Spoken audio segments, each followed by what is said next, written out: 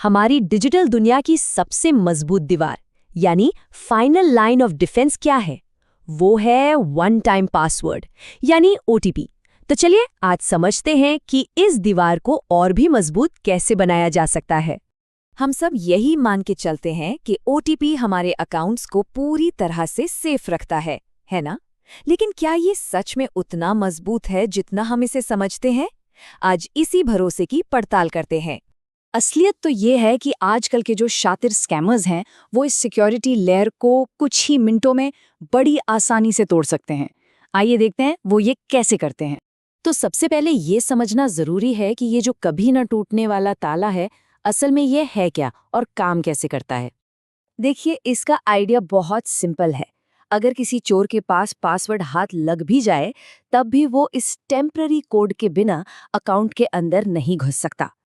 अब सबसे दिलचस्प बात यह है कि अपराधियों ने इसी कोड को चुराने के लिए अपने कुछ खास तौर तरीके बना लिए हैं। चलिए उन्हें एक एक करके समझते हैं। पहला और शायद सबसे खतरनाक तरीका है सिम स्वैपिंग।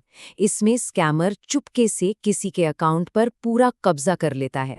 सोचिए, सिर्फ 3 आसान से स्टेप्स में स्कैमर्स किसी की भी पूरी डिजिटल जिंदगी को, जिसमें सारे ओटीपीज भी शामिल हैं, अपने कंट्रोल वाले डिवाइस पर ले आते हैं। अगला तरीका किसी टेक्नोलॉजी पर हमला नहीं करता, बल्कि वो सीधे सीधे इंसानी दिमाग के साथ खेलता है। स्कैमर्स एक अर्जेंसी और डर का माहौल बनाते हैं। वो एक भरोसेमंद अथॉरिटी जैसे बैंक ऑफिसर बनकर लोगों को ऐसा डराते हैं कि लोग खुद ही उनकी मदद कर बैठते हैं। ये लाइन, ये वो सबसे बड़ा रेड फ्लैग है। अगर ये सुनने को मिले तो समझ जाइए कि दूसरी तरफ कोई स्कैमर ही है। और तीसरा तरीका है एक डिजिटल जाल बिछाना, जिसमें लोगों को फंसाकर उनसे ही उनकी सारी जानकारी निकलवा ली जाती है।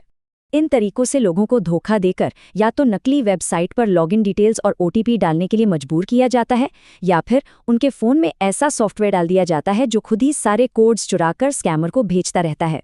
तो अब जब हम ये समझ गए हैं कि स्कैमर्स हमला कैसे करते हैं, तो अब बात करते हैं सबसे ज़रूरी हिस्से की, कि एक मजबूत डिजिटल किला कैसे बनाया जाए। यहाँ एक बहुत ज़रूरी बात समझने वाली है। अगर एसएमएस पर आने वाले ओटीपी की जगह ऑथेंटिकेटर ऐप्स का इस्तेमाल किया जाए तो सिक्योरिटी कई गुना बढ़ जाती है, क्योंकि ये ऐप्स ऑफलाइन काम करते हैं और सिम स्वाइपिंग जैसे खतरों से पूरी तरह सुरक्षित हैं। ये कुछ ऐसे बुनियादी कदम हैं जो स्कैमर्स के लिए पहला दरवाज़ा ही बंद कर देते हैं।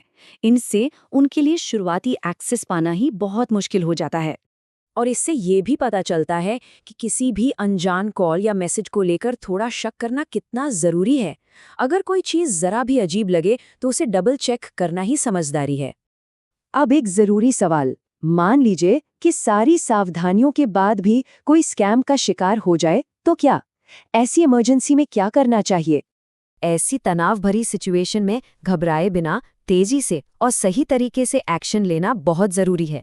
एक सही रिस्पॉन्स प्लान नुकसान को काफ़ी हद तक कम कर सकता है। इतनी सारी बातों के बाद अगर सिर्फ एक चीज़ याद रखनी हो, एक गोल्डन रूल, तो वो क्या है? चलिए देखते हैं। ये बात हमेशा याद रखनी चाहिए, ओटीपी खुद डालने के लिए होता है, किसी और को फ़ोन पर पढ़कर सुनाने के लिए नहीं।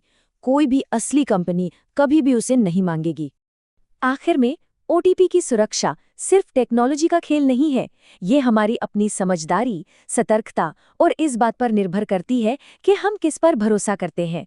डिजिटल दुनिया की चाबी हमारे ही पास है, सवाल ये है कि हम इसे किसे सौंपते हैं।